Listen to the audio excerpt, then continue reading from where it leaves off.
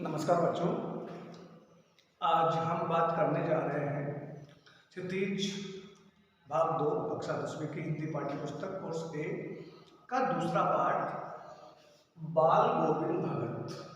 लेखक हैं रामवृक्ष बेनीपुरी। आज इस पाठ का सारांश बहुत कम समय में मैं आपके सामने रखने वाला हूँ।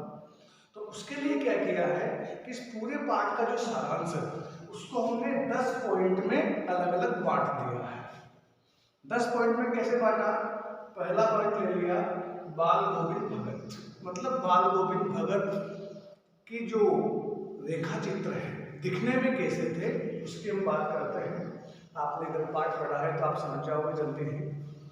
बाल गोविंद भगत गोरे चिट्टे थे, मझले कद के थे, मतलब ना ज्यादा लंबे ना ज्यादा छोटे, गोरे थे, सफेद बाल थे, रामानंदी तिलक था, गले में तुलसी की माला थी, हाथ में खंजरी होती थी, सिर पे कनफटी टोपी होती थी और कबीरदास जी को वो मानते थे।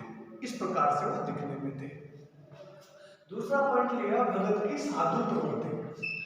बाल गोविंद भगत साधु प्रवृत्ति के थे। साधु प्रवृत्ति का मतलब होता है कि उनका परिवार था, उनका बेटा था, बेटे की पत्नी थी, लेकिन वो साधु के जैसा जीवन व्यतीत करते थे। साधु क्या करता है कि उसको जो सांसारिक मोह माया है उससे कोई मतलब नहीं होता, कोई लालच लोभ उसके मन में नहीं होता। उसी प्रकार से बाल गोविंद भगत का जो जीवन है वो एक सन्यासी की तरह था, साधु की तरह था। जल्दी उठना, नहाना धोना, पूजा पाठ करना, कबीर जी के पद गाना, बेमतलब किसी से झगड़ा नहीं करना, किसी की चीज को हाथ नहीं लगाना, बिना पूछे उसको काम में नहीं लाना, अपनी बात को कहने में कोई संकोच नहीं करना, ये है साधु प्रवृत्ति। फिर तीसरा पॉइंट है कबीर के पद गाना।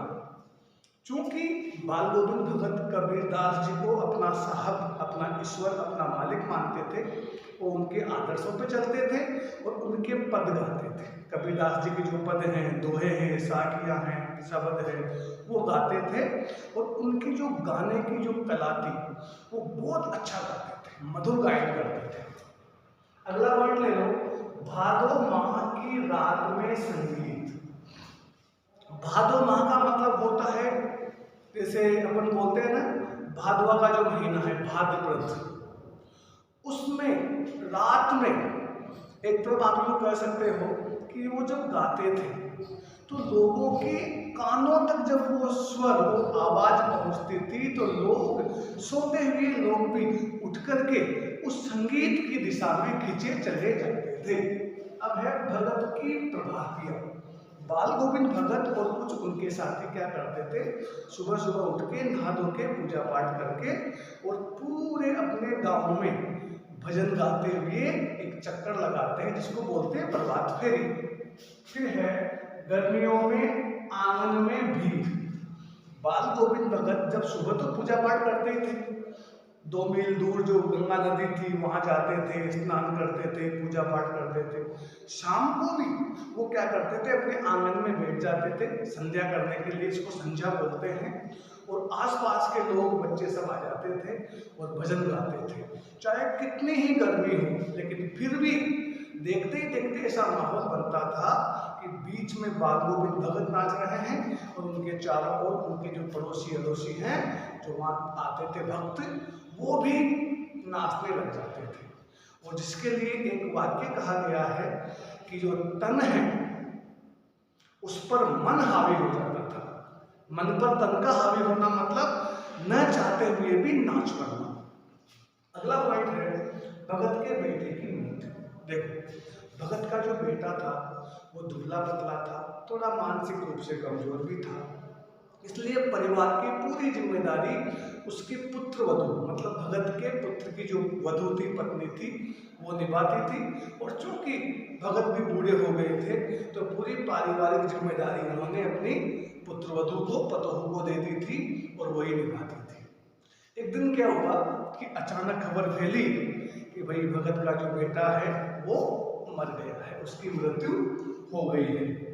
अब ये जब सुना तो लेखक का अगला पॉइंट है लेखक का आश्चर्य।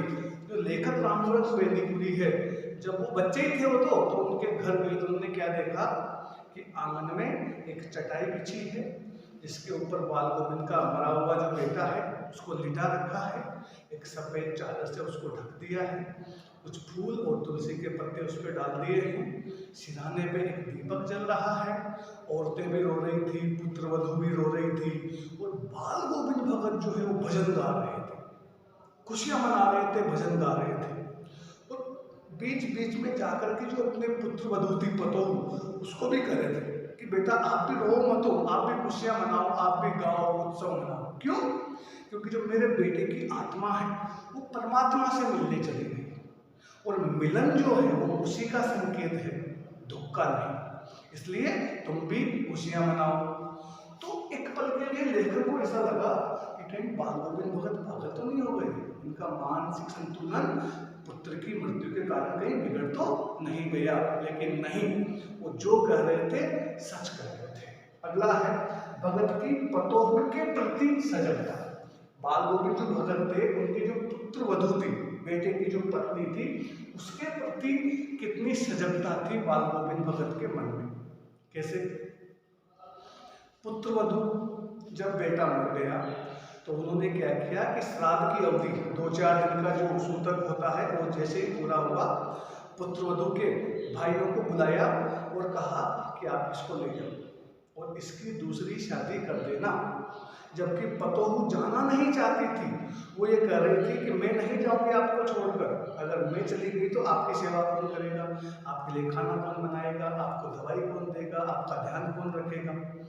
भगत ने कहा नहीं, अगर तू नहीं जाएगी तो ये घर छोड़ के मैं चला जाऊंगा।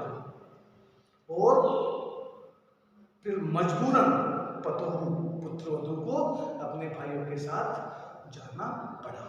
तो कहीं ना कहीं इसमें यह था कि बाल गोविंद भगत पुत्रवधू का भला चाहते थे।